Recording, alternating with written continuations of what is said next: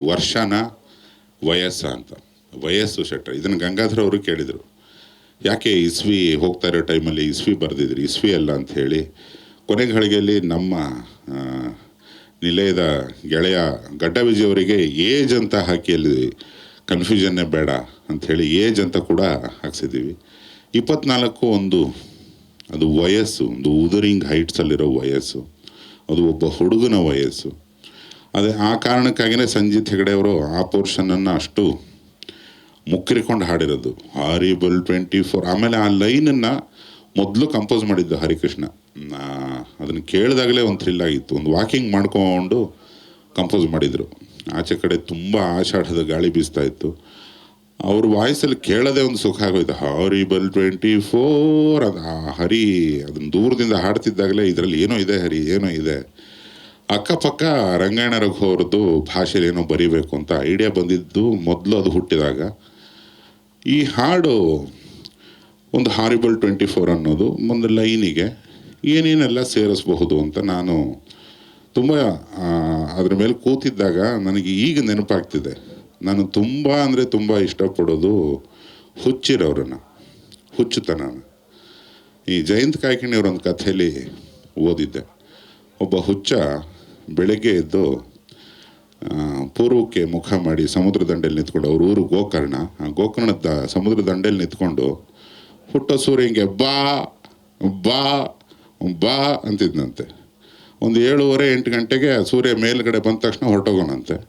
ಸಾಯಂಕಾಲ ಕರೆಕ್ಟಾಗಿ 5:30ಗೆ ಬರೋಣಂತೆ, ಮುಳುಗೋ ಟೈಮು.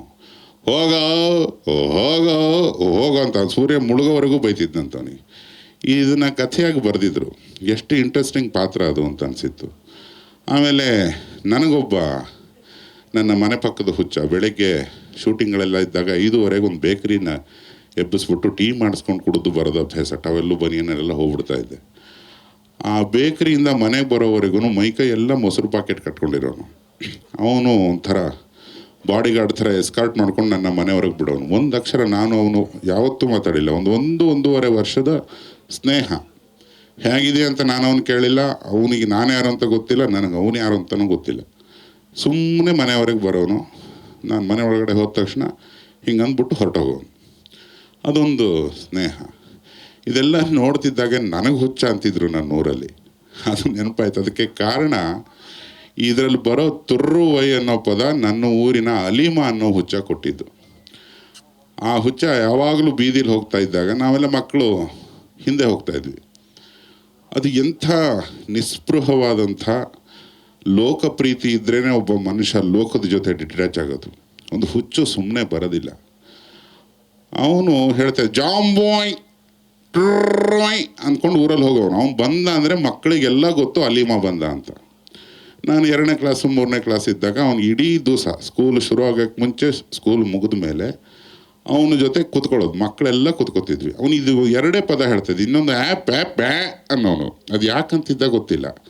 ಇಷ್ಟೇ ಅವನಿಗೆ ಬರ್ತಾಯಿದ್ದಿದ್ದು ಲ್ಯಾಂಗ್ವೇಜ್. ಅಥವಾ ಅವನಿಗೆ ತುಂಬ ಕನ್ನಡ, ಉರ್ದು ಏನೇನೋ ಕಲ್ತಿದ್ನ ಏನೋ, ಅವನ್ನೆಲ್ಲ ಬಿಟ್ಟು ಇಷ್ಟೇ ಪದಗಳನ್ನು ಹೇಳ್ತಿದ್ದ.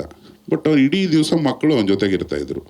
ಯಾವತ್ತೂ ಅವನಿಗೆ ಏನೋ ಚಿಲ್ಲರೆ ಕಾಸು ಬಂದರೆ ಐಸ್ ಕ್ಯಾಂಡಿ ಕೊಡಿಸೋನು ಮಕ್ಕಳಿಗೆ, ಅದಕ್ಕಿರ್ತಾ ಇದ್ವು. ಅವನ್ನ ನೋಡಿದರೆ ಒಂದು ಖುಷಿ ಆಗೋದು. ಅವನ ಜೊತೆ ಸುತ್ತಿ ಸುತ್ತಿ ಸುತ್ತಿ ಊರಲ್ಲಿ ನನಗೂ ಒಂದು ಹೆಸರು ಬಿದ್ದಿತ್ತು. ಸ್ವಲ್ಪ ಭಟ್ರ ಮನೆ ಹುಡುಗ ಆಫ್ ಇದ್ದಾನೆ, ಲೂಸ್ ಇದ್ದಾನೆ ಅಂತ. ನನಗೆ ಒಳಗೊಳಗೆ ಸಂತೋಷ ಆಗೋದು. ಯಾಕೆ ಅಂತ ಇವತ್ತಿಗೂ ಗೊತ್ತಿಲ್ಲ. ನನಗೆ ಯಾರನ್ನ ಸ್ವಲ್ಪ ಸರಿ ಇಲ್ಲ, ನೀವು ತಲೆ ಸರಿ ಇಲ್ಲ ನಿಮ್ಮದು, ನೋಡಿ ಚೆಕ್ ಮಾಡಿಸ್ಕೊಳ್ಳಿ ಅಂತ ಯಾರನ್ನ ಅಂದರೆ ತುಂಬ ಖುಷಿ ಆಗುತ್ತೆ. ನಾವೆಲ್ಲ ಇಲ್ಲೇನು ಸೇರಿದ್ದೀವಿ ಅಥವಾ ನಾವು ಯಾರ್ಯಾರಿಗೆ ಕನೆಕ್ಟ್ ಆಗಿದ್ದೀವಿ, ನಮ್ಮೊಳಗಿನ ಹುಚ್ಚು ಇನ್ನೊಬ್ಬ ವ್ಯಕ್ತಿಯ ಹುಚ್ಚಿಗೆ ಕನೆಕ್ಟ್ ಆದರೆ ಮಾತ್ರ ಅದು ಸ್ನೇಹ. ಇಲ್ಲಾಂದರೆ ಮಿಕ್ಕಿದ್ದೆಲ್ಲ ನಾಟಕ. ಒಂದು ಪರಿಶುದ್ಧವಾದ ಹುಚ್ಚಿದ್ರೇ ಕ್ರಿಯಾಶೀಲವಾಗಿ ಸಿನಿಮಾ ಮಾಡೋಕ್ಕಾಗೋದು, ಒಂದು ಕಲೆನ ಇಷ್ಟಪಡೋಕ್ಕಾಗೋದು. ಯಾಕಂದರೆ ಪ್ರಪಂಚದಲ್ಲಿ ಸಹಸ್ರಾರು ಪ್ರೊಫೆಷನ್ಗಳಿದ್ದಾವೆ.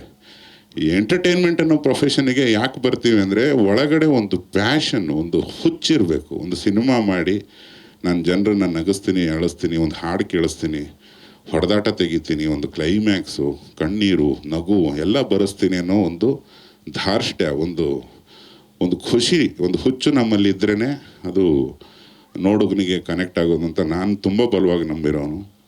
ಆ ಕಥೆಗಳಲ್ಲಿ ನಾನು ಕಂಡ ಕಥೆಗಳಲ್ಲಿ ನಾನು ವೈಯಕ್ತಿಕವಾಗಿ ನೋಡಿರುವಂಥ ಸುಮಾರು ಜನ ಭ್ರಾಂತರಲ್ಲಿ ನಾನು ಆ ಹುಚ್ಚನ್ನು ತುಂಬ ಹತ್ತಿರದಿಂದ ನೋಡಿದ್ದೀನಿ. ಈ ಹಾಡನ್ನು ಅಷ್ಟೊಂದು ಲೋಕನ ತುಂಬ ಪ್ರೀತಿಸೋನೇ ಹುಚ್ಚ ನನಗೆ ಗೊತ್ತಿದ್ದಂಗೆ. ಯಾಕಂದರೆ ಮಿಕ್ಕಿದೆಲ್ಲ ನಾಟಕ. ಸಿಕ್ಕಿದಾಗ ಹಾಯ್ ಹಲೋ ಅನ್ನೋದು, ಹಿಂದ್ಗಡೆ ಅವನು ಹೋದಾಗ ಬೇಜಾರು ಮಾಡ್ಕೊಳ್ಳೋದು, ಇದು ಪ್ರತಿಯೊಬ್ಬರು ಮಾಡೋದೆ. ಬಟ್ ಒಬ್ಬ ಹುಚ್ಚ ಪ್ರತಿಯೊಂದೂ ಹಾಗೇ ನೋಡ್ತಾ ಇರ್ತಾನೆ, ಎಲ್ಲದನ್ನೂ ಇಷ್ಟದಿಂದ ನೋಡ್ತಿರ್ತಾನೆ ಅವನು. ಬಟ್ ಯಾರ ಜೊತೆಗೆ ಏನು ಮಾತಾಡಲ್ಲ, ಅವನ ಮಾತು ನಮ್ಗೆ ಅರ್ಥ ಆಗಲ್ಲ. ಸೊ ಯಾರ ತಲೆನ ರಿಪೇರಿ ಮಾಡೋಕ್ಕೆ ಸಾಧ್ಯವೋ ಅವನನ್ನು ತಗೊಂಡೋಗಿ ಹುಚ್ಚಾಸ್ಪತ್ರೆಗೆ ಹಾಕಿರ್ತಾರೆ. ಯಾರು ಪ್ರಪಂಚನ ತುಂಬ ಪ್ರೀತಿಸ್ತಿರ್ತಾರೋ ಅವ್ರು ಹೊರಗಡೆನೇ ಇರ್ತಾರೆ ಅನ್ನೋ ಥರದ್ದೊಂದು ಗಾದೆ ಕೇಳಿದ್ದೆ. ಆ ಒಂದು ಪ್ರತಿಯೊಬ್ಬ ಭ್ರಾಂತ ವ್ಯಕ್ತಿಗೆ, ಪ್ರತಿಯೊಬ್ಬನಲ್ಲೂ ಇರೋ ಹುಚ್ಚಿಗೆ ಈ ಹಾಡನ್ನು ಅರ್ಪಿಸೋದಕ್ಕೆ ಇಷ್ಟಪಡ್ತೇನೆ. ನೀವು ತಮ್ಮ ಎಲ್ಲರ ಒಂದು ಹುಚ್ಚು ಪ್ರೀತಿ ನಮ್ಮ ಮೇಲೆ ಇರಲಿ ಅಂತ ಇದರ ಬರಹಗಾರನಾಗಿ ನಾನು ಕೋರ್ಕೋತೇನೆ. ನನಗೆ ಸಿಕ್ಕ ಇನ್ನೊಬ್ಬ ಅತಿ ಮುದ್ದಿನ ಹುಚ್ಚ, ಈ ವರ್ಷದ ತುಂಬ ಪ್ರೀತಿಯಿಂದ ನನ್ನ ಹುಚ್ಚು ಕನೆಕ್ಟ್ ಆದಂಥ ವ್ಯಕ್ತಿ ಸುಮುಖ. ವ್ಯಕ್ತಿ ಅನ್ನೋಕ್ಕಾಗಲ್ಲ ಅವನ ಹುಡುಗ ಅಂತ ಇದರಲ್ಲಿ ಕುಣಿದಿದ್ದಾನೆ. ಹಾರಿಬಲ್ 24 ಅವನ ಮುಖ ನೋಡಿದ ತಕ್ಷಣ ಹುಟ್ಟಿದಂತಹ ಸಾಲು. ಅವನು ವೇದಿಕೆಗೆ ಬಂದು ಎರಡು ಮಾತಾಡಬೇಕು.